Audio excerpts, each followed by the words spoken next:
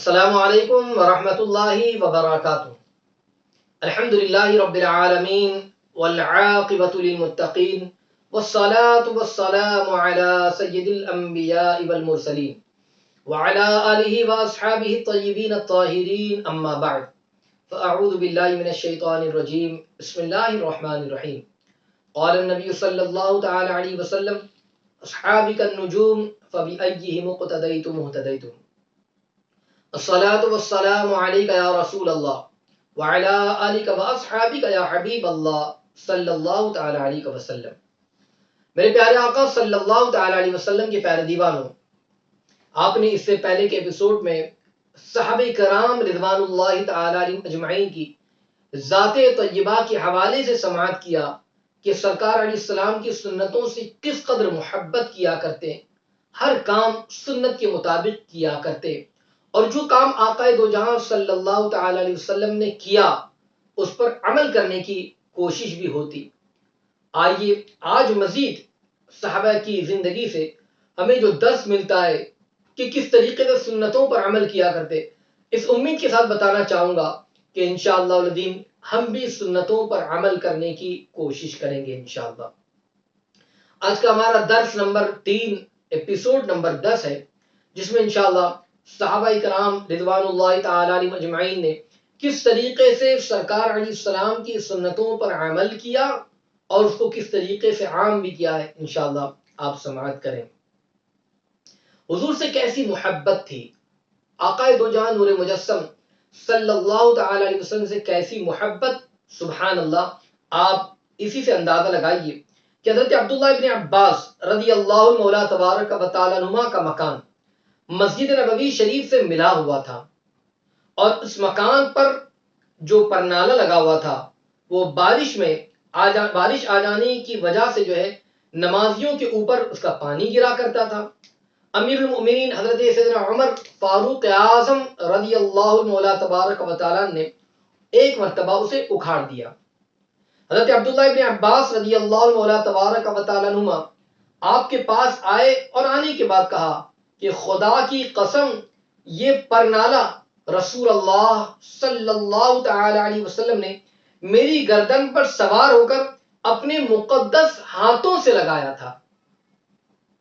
یہ سن کر امیر المؤمنین حضرت عمر رضی اللہ تعالی نے فرمایا، اے ابن عباس مجھے اس کا علم نہ تھا، اب میں آپ کو حکم دیتا ہوں کہ آپ میری گردن پر سوار ہو کر یہ پرنالہ پھر اسی جگہ پر لگا دیجیے۔ چنانچہ ایسا ہی کیا گیا۔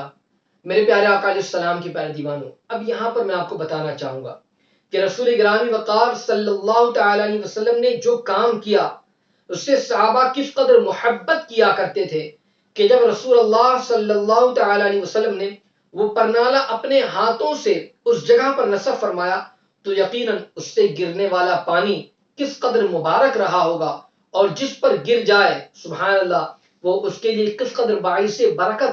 مگر اس کے ساتھ ساتھ آپ یہ بھی یاد رکھ لیجئے کہ یہاں پر کہ رسول اللہ صلی اللہ تعالی علیہ وسلم نے اپنے مبارک ہاتھوں سے وہاں پر پرنالہ لگایا تھا، اور حضرت عمر رضی اللہ تعالیٰ عنہ کو علم نہ تھا، آپ نے اکھاڑ دیا۔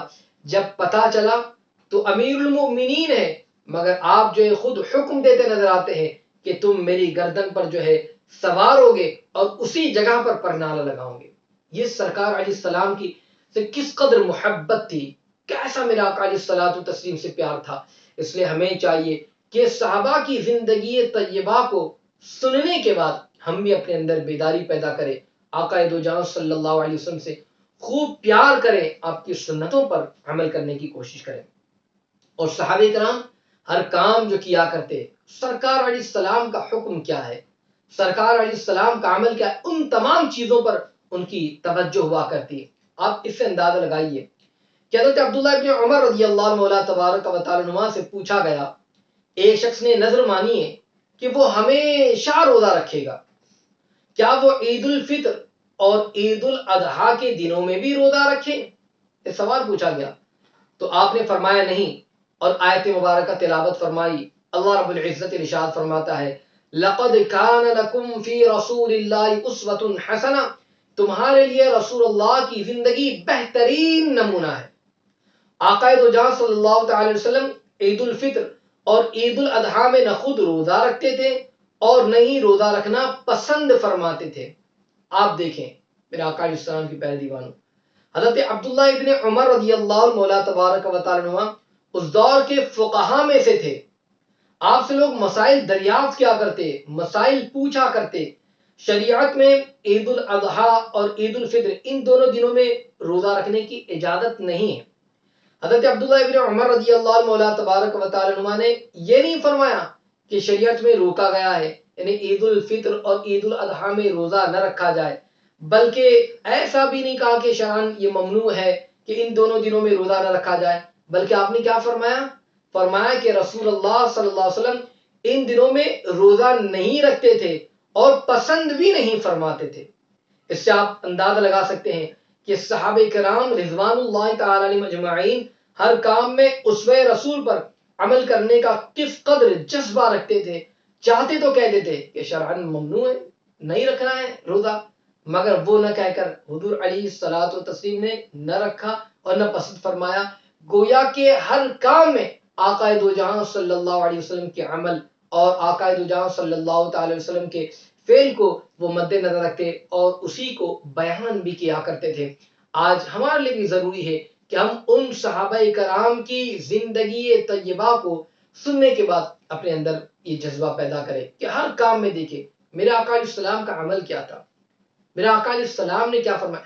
اگر ہم نے اس پر عمل کیا تو انشاءاللہ سنت پر عمل کرنے کا اللہ تبارک و تعالی ثواب بھی عطا فرمائے گا۔ اب آپ دیکھیں صحابہ کرام حضور علیہ السلام کے عمل کو کس قدر دیکھتے اور اپنی زندگی میں اس پر عمل کرنے کی کس قدر کوشش کیا کرتے تھے۔ غور سے اس کو سماعت کریں تاکہ ہمیں پتہ چلے۔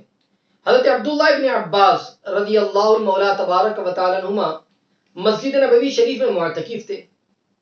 ان کے پاس ایک شخص آیا اور سلام کر کے بیٹھ گیا۔ حضرت عبداللہ ابن عباس رضی اللہ عنہ مولا تبارک و تعالی عنہما نے سلام کا جواب دینے کے بعد اس سے پوچھا کہ کیسے آئے؟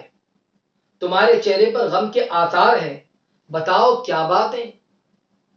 تو اس موقع پر اس نے کہا کہ جی ہاں، مجھ پر فلاں آدمی کا کچھ قرضہ ہے، اور روضہ رسول صلی اللہ علیہ وسلم کی طرف اس نے اشارہ کیا اور اشارہ کر کر کہا کہ مجھے حضور علیہ السلام کی قسم ہے کہ میں اس کی ادائیگی پر قادر بھی نہیں ہوں، قرضہ ہے، میں اس کو دے بھی نہیں سکتا، اتنی کیپیسٹی نہیں ہے۔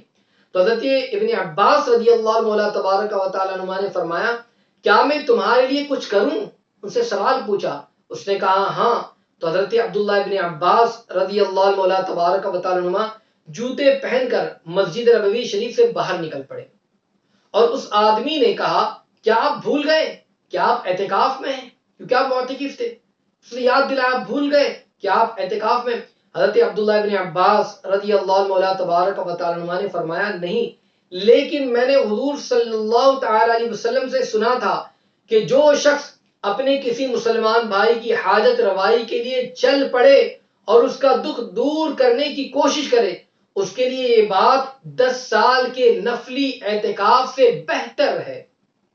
آقا دو جہاں صلی اللہ علیہ وسلم کی سنت پر عمل کرنے کی غرض سے میں آپ کے ساتھ چل پڑا، کیونکہ حضور علیہ السلام بذات خود مسلمانوں کی مدد کے لیے ہر وقت تیار رہا کرتے تھے، اس لیے آج میں بھی حضور علیہ الصلوۃ والتسلیم کی اس سنت کی اتباع میں آپ کے ساتھ مسجد سے نکل آیا۔ آخر حضرت عبداللہ ابن عباس رضی اللہ عنہ مولا تبارک و تعالی عنہ نے اس شخص کی مدد فرمائی اور اس کا قرض اتارنے کی آپ نے تدبیر بھی پیدا فرمائی۔ تو اب ایسا ہوا کہ آپ نے اس کی مدد فرمائی، حالانکہ آپ معتکف تھے، مگر آقا دو جہاں صلی اللہ علیہ وسلم کے اس فرمان پر عمل کرتے ہوئے آپ تشریف لے گئے۔ پتہ چلا کہ معتکف کا ہر لمحہ عبادت میں شمار کیا جاتا ہے، یہاں تک کہ حسب ضرورت وہ کھاتا ہے، وہ پیتا ہے، وہ آرام کرتا ہے، اس کے لیے یہ اعمال بھی عبادت میں لکھے جاتے ہیں اور اسے ان اعمال پر ثواب بھی اللہ رب العزت عطا فرماتا ہے۔ حضرت عبداللہ ابن عباس رضی اللہ عنہ مولا تبارک و تعالی عنہ نفلی اعتکاف میں تھے، مگر خلق خدا کی مدد اور ان کی پریشانیاں دور کرنا اور حضور علیہ السلام کی عظیم سنتیں آپ نے جان رکھا تھا، اور آپ کو اس سنت پر عمل کرنے کا موقع میسر آ گیا تو آپ نے اعتکاف پر اس عمل کو ترجیح دیا اور مدد کرنے کے لیے آپ تشریف لے گئے۔ یقیناً یہ سنت رسول پر عمل کا جذبہ ہی تو تھا جو انہیں مسجد سے باہر لایا اور اس پریشان حال کی پریشانی دور کرنے پر آمادہ کیا۔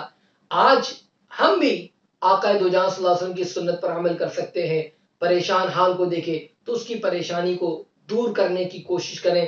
کاش ہم بھی اگر ایسا کرتے، مگر آج ہمارا معاملہ اس کے برخلاف نظر آتا ہے۔ دیکھیں کہ اگر کوئی پریشان ہے، کوئی قرض میں ڈوبا ہوا ہے، تو آپ جو ہے اس کی مدد کرنے کی کوشش کریں۔